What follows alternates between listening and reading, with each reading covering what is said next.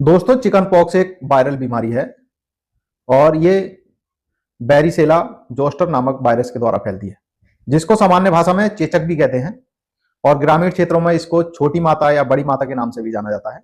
ये एक संक्रामक रोग है और अब से लगभग 30 या 40 साल पहले ये इतना घातक होता था। अगर घर में किसी एक व्यक्ति को चिकन पॉक्स की शिकायत हो जाती थी तो पूरे परिवार को ही चिकन पॉक्स की शिकायत होने लगती थी, या पूरे गांव के गांव, पूरे कस्बे के कस्बे में चिकन पॉक्स की शिकायत बहुत ज्यादा फैल जाती थी।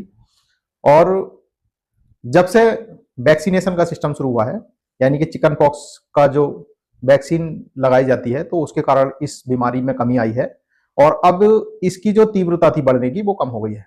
लेकिन अब भी जो है ये बड़े मरीजों की अपेक्षा छोटे बच्चों में बहुत ज्यादा देखने को मिलती है और ये मरीजों में जो है दोनों प्रकार से फैलती है। जैसे कि अगर ये हवा के द्वारा भी फैलती है, जैसे कि आप किसी मरीज को चिकन पॉक्स की शिकायत है और वो छींकता है या खांसता है तो सामने वाले को भी चिकन पॉक्स की शिकायत हो सकती है। या कोई चिकन पॉक्स से ग्रसित व्यक्ति है, उसके संपर्क में कोई दूसरा व्यक्ति आ जाता है तो उसको भी चिकन पॉक्स होने के चांसेस होते हैं। दोस्तों, बात करते हैं इसके कुछ लक्षणों की। तो लक्षणों में पहले या दूसरे दिन में जो है मरीज को हल्का हल्का बुखार सा लगता है, शरीर में दर्द रहता है, कमजोरी सी लगती है, भूख कम लगने लगती है। तो इसी शिकायत को लेकर डॉक्टर्स के पास पहुंचते हैं मरीज। लेकिन जैसे ही दूसरा या तीसरा दिन होता है तो पूरे शरीर पे जो है लाल लाल दाने से बन जाते हैं या कभी कभी फपोले से दिखाई देते हैं और उनमें पानी भरा हुआ दिखाई देता है। तो दोस्तों, आपने भी कभी कभी अपनी प्रैक्टिस में देखा होगा क्या, पहले या दूसरे दिन कभी कोई मरीज आता है तो वो शिकायत करता है क्या, डॉक्टर साहब मुझे कमजोरी सी है या शरीर में दर्द है, हल्का सा बुखार है, और आप उसको दवाई दे देते हो सामान्य सी बीमारी जानकर। लेकिन दूसरे या तीसरे दिन बाद ही उसके शरीर पे पूरे पे दाने से बनने लगते हैं। तो मरीज फिर से आता है और आपसे शिकायत करता है कि डॉक्टर साहब आपकी दवाई जो है मुझे नुकसान दे गई। लेकिन ऐसा नहीं है, वो दवाई का नुकसान नहीं था बल्कि वो चिकन पॉक्स की शिकायत थी। और जो क्या दानों के जो लक्षण है वो तीसरे चौथे दिन पूरे शरीर पे उभर के आते हैं और जैसे जैसे दाने पूरी बॉडी में फैल जाते हैं चौथे पांचवें दिन, तो उसके बाद में ये जो पुराने दाने हैं वो फूटने लगते हैं और वो उसके जो घाव हैं वो सही हो जाते हैं।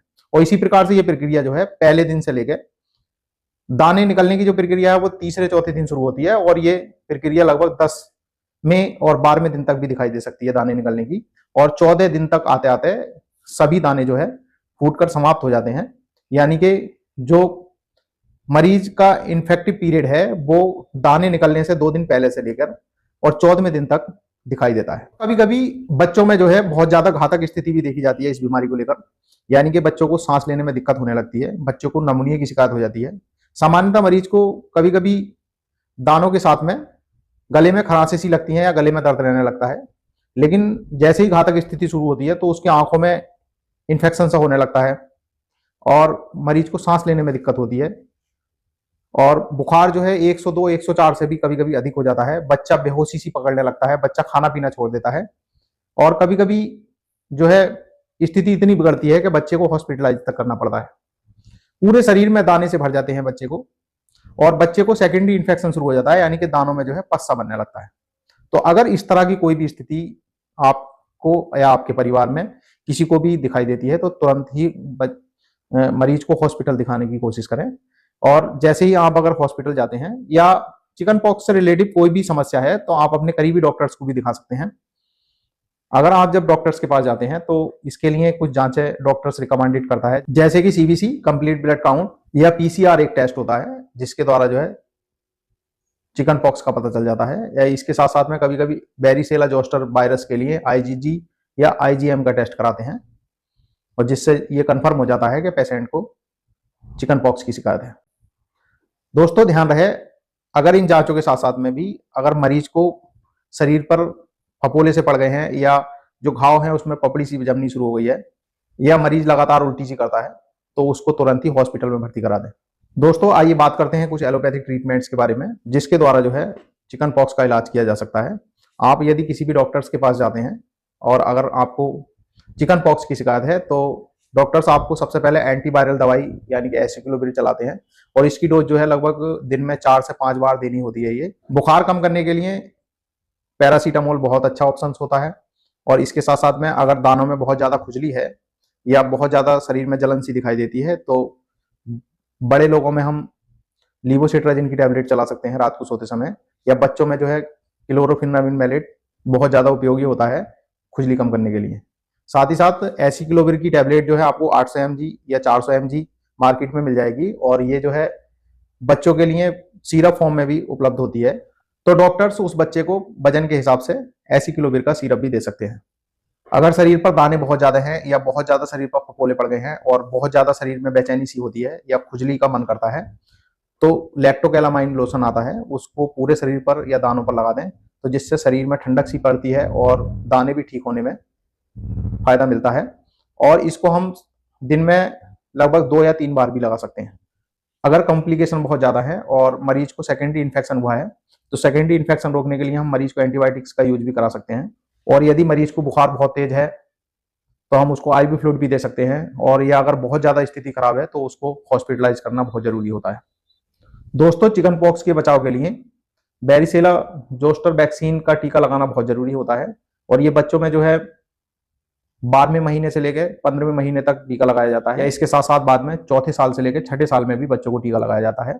या अगर किसी पेशेंट को भी अगर हम लगाना चाहें जो कि बेस्ट पेशेंट है, तो उसको भी हम बैरिसेला का टीका लगा सकते हैं। दोस्तों, कुछ होम रेमेडीज भी हैं जिसके अपनाने से हम इस बीमारी से बहुत हद तक लड़ सकते हैं। लेकिन ध्यान रहे कि जितनी भी होम रेमेडीज होती हैं वो वायरस को नहीं मारती, लेकिन इस बीमारी को ठीक होने में सपोर्ट करती हैं। और जिसके यूज से अगर हम एंटीवायरल दवाइयां ले रहे हैं और उनके साथ में अगर हम होम रेमेडीज को अपनाते हैं, तो इससे बहुत हद तक जल्दी आराम होने के चांसेस हो जाते हैं। जैसे कि नीम का पानी, यानी कि नीम की 20 से 30 पत्तियां लें और उन्हें पानी के साथ में उबालकर उस पानी से मरीज को नहला दें, तो शरीर में जो है खुजली कम हो जाती है और शरीर में जो दानों के द्वारा घाव बने हैं उनको ठीक होने में भी आसानी होती है। और इसी प्रकार से जौ के पानी से भी नहाना बहुत लाभदायक होता है। यानी कि 1 कप जौ लें, उसे कपड़े में बांध लें और उस पुटली को जो है पानी में डाल के उबालें, और उस पानी से नहलाने पर भी मरीज के शरीर में खुजली से आराम हो जाता है। दोस्तों, होम रेमेडीज के साथ साथ में कुछ प्रिकॉशंस भी बहुत जरूरी हैं जिसको हमें फॉलो करना होता है। अगर इस तरह की हम आदतें बना के रखते हैं तो चिकन पॉक्स को फैलने से बहुत अधिक तक रोक सकते हैं। जैसे कि अगर कोई इन्फेक्टिव पर्सन है तो उसको अलग कमरे में 6-7 दिन के लिए रखें, जब तक क्या उसका इन्फेक्शियस पीरियड खत्म ना हो जाए।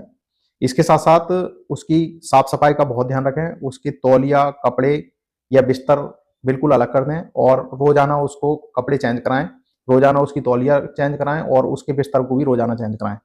मरीज को ज्यादा से ज्यादा पानीदार चीजें देने की कोशिश करें और ज्यादा पानी पिलवाएं, और हल्का खाना देने की कोशिश करें, जैसे कि चावलों का माड़ या मूंग की दाल की भदरी, जिससे क्या उसे पचाने में आसानी हो। मरीज के नाखून कटवा दें ताकि उसको खुजाते समय सेकेंडरी इन्फेक्शन के चांसेस कम हो जाएं या वो दानों को ना फोड़ पाए। मरीज के शरीर को साफ रखें, मरीज को धूप में ना निकलने दें या मरीज को भीड़ वाले क्षेत्रों में ना जाने दें, तो आप देखेंगे कि मरीज बहुत जल्द से आराम ठीक भी हो जाएगा। दोस्तों, ध्यान रहे क्या चिकन पॉक्स एक सामान्य सी दिखने वाली लेकिन परेशान करने वाली बीमारी है, और मरीज जो है इसमें अगर कोई भी ट्रीटमेंट अगर ना चला हो या कोई शिकायत बहुत ज्यादा इमरजेंसी की शिकायत नहीं आती है, तो मरीज अपने आप से भी 14 दिन में ठीक हो जाता है। तो इस बीमारी के प्रति धैर्य रखें और इसके प्रिकॉशंस को अपनाते रहें। अगर कोई इमरजेंसी लगती है तो डॉक्टर्स को जरूर दिखाएं, या अगर बहुत ज्यादा परेशानियां हैं तो आप हॉस्पिटल्स में मरीज को एडमिट करा सकते हैं। तो दोस्तों, आज के लिए वीडियो में बस इतना ही। मिलते हैं एक नई वीडियो के साथ में। यदि मेरी वीडियो आपको अच्छी लगी हो तो वीडियो को लाइक करें, चैनल को सब्सक्राइब करें और बेल आइकॉन दबाना ना भूलें ताकि मेरी हर एक इन्फॉर्मेटिव वीडियो आप तक बहुत जल्द से जल्द पहुंच सके। धन्यवाद।